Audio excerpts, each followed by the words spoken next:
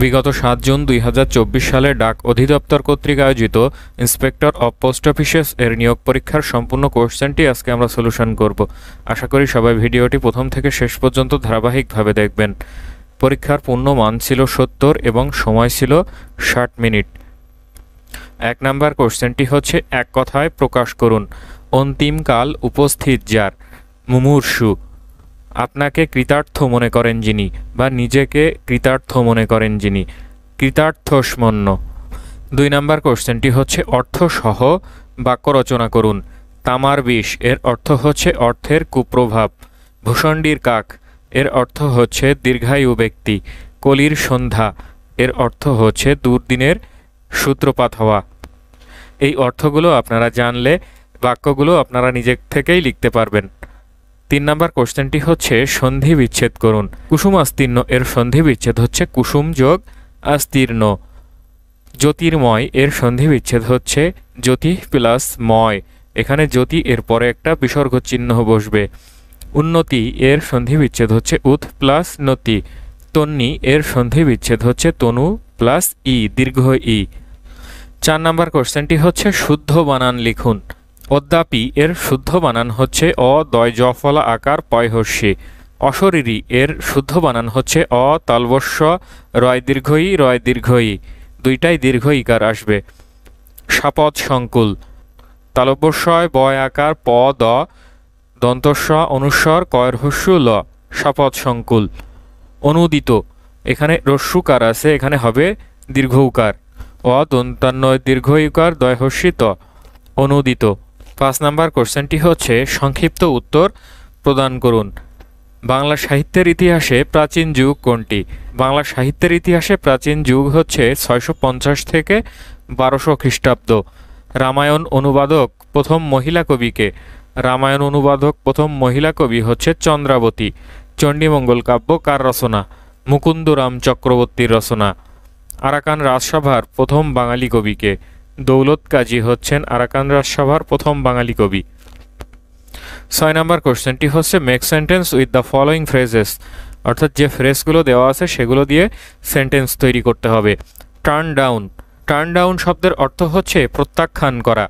She turn down the opportunity to work in Paris, অর্থাৎ সে প্যারিসে কাজ করার যে সুযোগ সেটাকে প্রত্যাখ্যান করেছিল। অন অ্যান্ড অফ এর অর্থ হচ্ছে মাঝে মধ্যে বা সময়ে সময়ে বা থেকে থেকে। I have টুথেক on and of for a couple of months এর অর্থ হচ্ছে ২ মাস ধরে আমার দাঁতে মাঝে মধ্যেই ব্যথা করছে। কাম রাউন্ড, কাম রাউন্ডের একটা অর্থ হচ্ছে কারোর সাথে দেখা করতে তার বাড়িতে আসা। The children came round for tea এর অর্থ হচ্ছে শিশুরা চা খেতে আসে। Look forward to, look forward to অর্থাৎ সানন্দে প্রতীক্ষা করা বা প্রত্যাশা করা।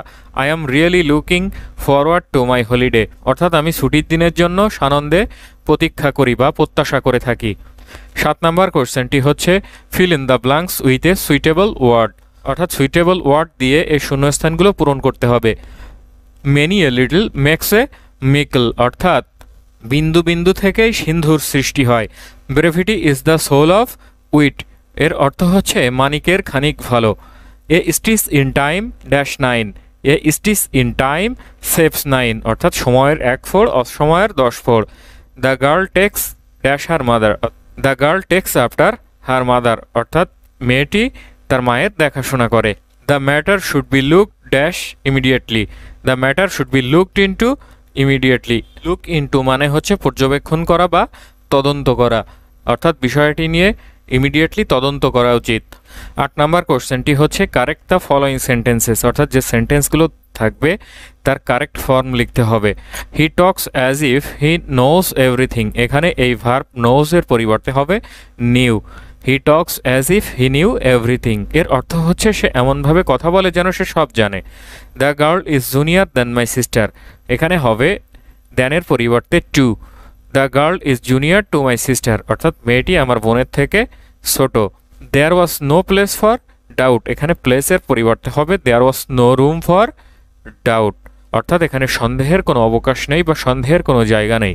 ৯ নম্বর কোশ্চেনটি হচ্ছে, change the following sentences as directed, অর্থাৎ যে সেন্টেন্সগুলো দেওয়া আছে সেটার পরিবর্তন করতে হবে যেভাবে করতে বলা হবে। Keep your word, make it passive. এখন মূল ভার্ব দিয়ে যদি কোনো সেন্টেন্স শুরু হয় সেক্ষেত্রে প্যাসিভ করার জন্য লেট কথাটা আসে। তাহলে এখানে হবে let your word be kept. এখানে প্যাসিভ ভয়েসের ক্ষেত্রে এই বি ভার্বটা আসবে। Shihab is the tallest boy in the class, make it comparative. এটা আছে সুপারলেটিভ ফর্মে, এটা থেকে কম্পারেটিভ ফর্মে নিয়ে আসতে হবে। তাহলে এটা হবে Shihab is taller than any other boy in the class. That he is honest known to all, make it simple. এই সেন্টেন্সটাকে সিম্পল সেন্টেন্সে পরিণত করতে হবে। তাহলে সিম্পল সেন্টেন্সটা হবে his honesty is known to all. Can their glory ever fade, make it assertive. এখানে এই সেন্টেন্সটা ইন্ট্রোগেটিভ সেন্টেন্স দেওয়া আছে, এটাকে অ্যাসার্টিভ ফর্মে নিয়ে আসতে হবে। Their glory can never fade.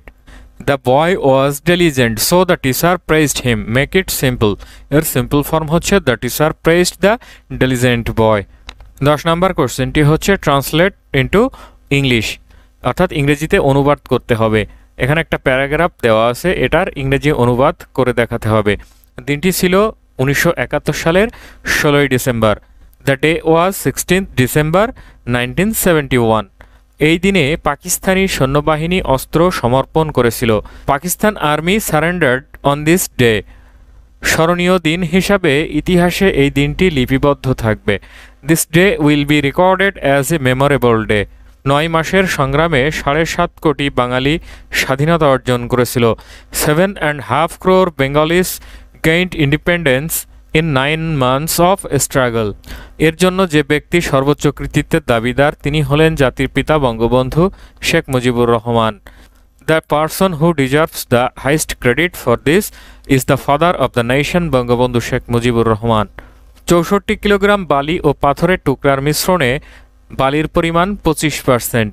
কত কিলোগ্রাম বালি মেশালে নতুন মিশ্রণে পাথরের টুকরার পরিমাণ হবে 40%। তাহলে এই 64 কেজি বালি এবং পাথরের টুকরার মিশ্রণে বালির পরিমাণ হচ্ছে 25%, অর্থাৎ 64 এর 25%। তাহলে 64 গুণ 25/100 অর্থাৎ 16 কেজি।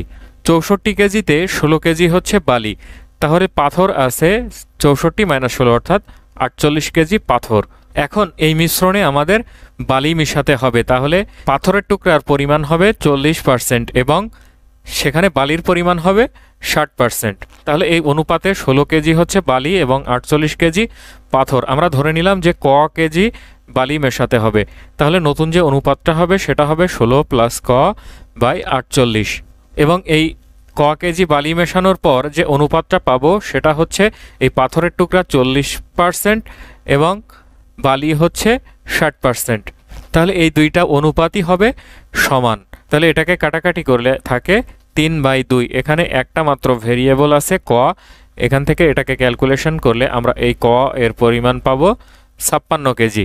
এই মিশ্রণে যদি 56 কেজি বালি মেশানো হয় তাহলে এখানে এই পাথরের টুকরার পরিমাণ হবে 40% এবং বালির পরিমাণ হবে 60%। 500 টাকার 4 বছরের সুদ এবং 600 টাকার 5 বছরের সুদ একত্রে 500 টাকা হলে সুদের হার কত? ধরে নিলাম যে আমরা সুদের হার হচ্ছে r%। তাহলে আই বা ইন্টারেস্ট সমান আমরা জানি PNR। এখানে এই দুইটা ইন্টারেস্ট মিলে হচ্ছে 500 টাকা, অর্থাৎ আই এর মান 500 টাকা। এবং প্রথম ক্ষেত্রে আমাদের এই আসল টাকা হচ্ছে 500, n সময় হচ্ছে 4 বছর এবং এই r এর পরিমাণটা আমরা বের করব। তাহলে এই r% সেহেতু এটাকে আমরা r/100 লিখতে পারি।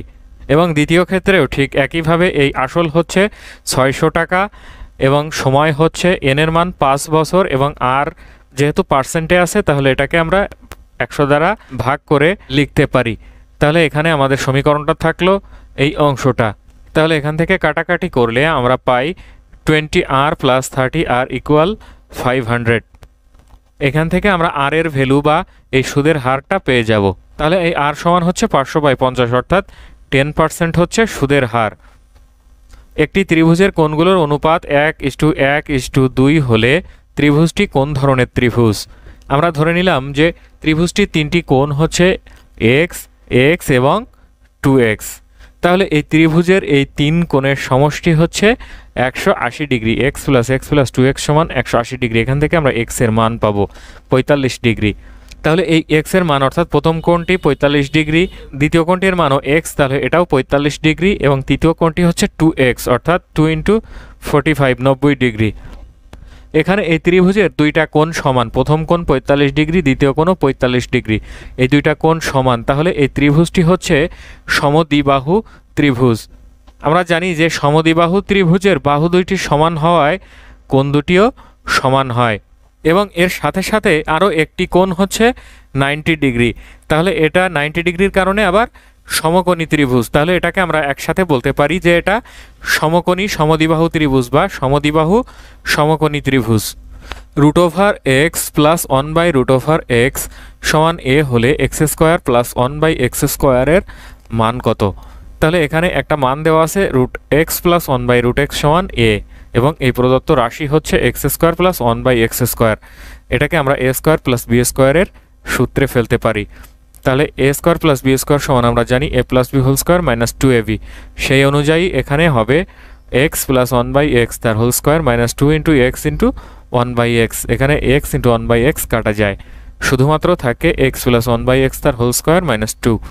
এখানে যে x আছে এই xটাকে আমরা লিখতে পারি √x তার হোল স্কোয়ার, অর্থাৎ a স্কোয়ার এবং রুট কাটা যায়, শুধুমাত্র xই থাকে, এবং এপাশে এই 1/√x তার হোল স্কোয়ার লিখতে পারি, a স্কোয়ার এবং রুট কাটা যায়, শুধুমাত্র থাকে 1/x। তাহলে এটাকে এভাবে লিখতে পারি, এবং এই যে স্কোয়ার ছিল সেই স্কোয়ারটা হচ্ছে এখানে। তাহলে এখানে আমরা আরেকটা ফর্মুলা পেলাম যে x² + 1/x², অর্থাৎ a² + b² এর সূত্র। তাহলে এখানে সেই অনুযায়ী হবে √x + 1/√x তার হোল স্কোয়ার - 2 × √x × 1/√x। এখানে এই √x × 1/√x কাটা যাবে, এবং সম্পূর্ণটার উপরে স্কোয়ার থাকবে, এই স্কোয়ারটা -2। তাহলে এইটুকুর ভ্যালু আমাদের জানা আছে, এইটুকুর ভ্যালু হচ্ছে a তার হোল স্কোয়ার -2, এই সম্পূর্ণটার স্কোয়ার মাইনাস শেষের এই যে 2 আছে সেটা।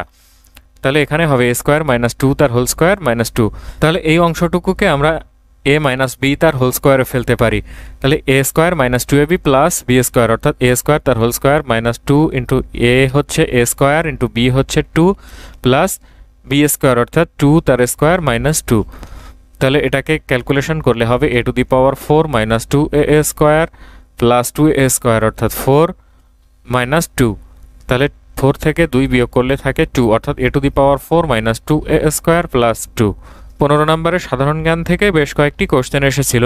মুক্তিযুদ্ধের সময় ঢাকা শহর এবং মুজিবনগর কোন কোন সেক্টরের অধীনে ছিল?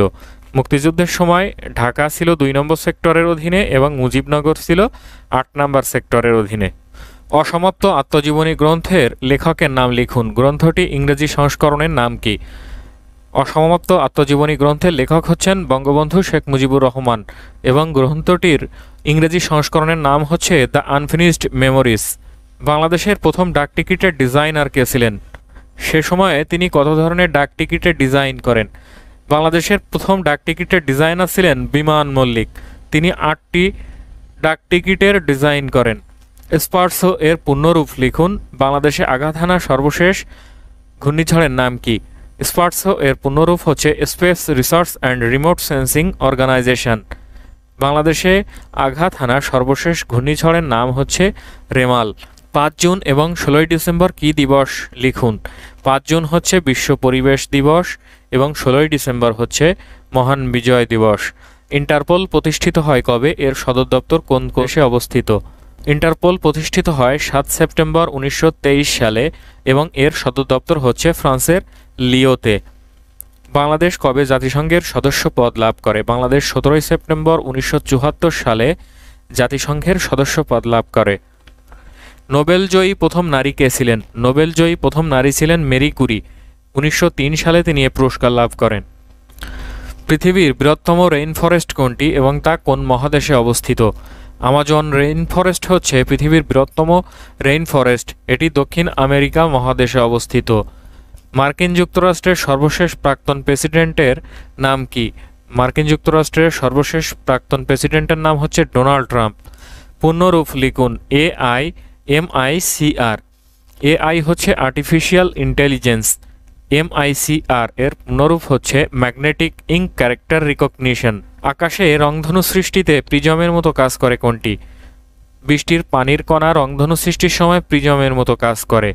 মাইক্রোসফটের কোন অ্যাপ্লিকেশন ব্যবহার করে প্রজেক্টরে তথ্য উপস্থাপন করা যায়? মাইক্রোসফট পাওয়ার পয়েন্ট ব্যবহার করে প্রজেক্টরে তথ্য উপস্থাপন করা যায়। কৃত্রিম বুদ্ধিমত্তা সম্পন্ন রোবট সোফিয়ার নির্মাতা প্রতিষ্ঠান কোনটি? হ্যানসন রোবোটিক্স হংকংয়ের প্রতিষ্ঠান। HTML ফাইল নামের এক্সটেনশন কোনটি? HTML ফাইল নামের এক্সটেনশন হচ্ছে .html বা .htm। এই ছিল ডাক বিভাগের নিয়োগ পরীক্ষার কোশ্চেনের সম্পূর্ণ সমাধান। আশা করি সবাই বুঝতে পারলেন। এরপরেও যদি কেউ না বুঝে থাকেন অবশ্যই কমেন্টস বক্সে কমেন্টস করে জানাতে ভুলবেন না। ভালো লাগলে চ্যানেলটিকে অবশ্যই সাবস্ক্রাইব করবেন, লাইক কমেন্ট শেয়ার করবেন। ধন্যবাদ।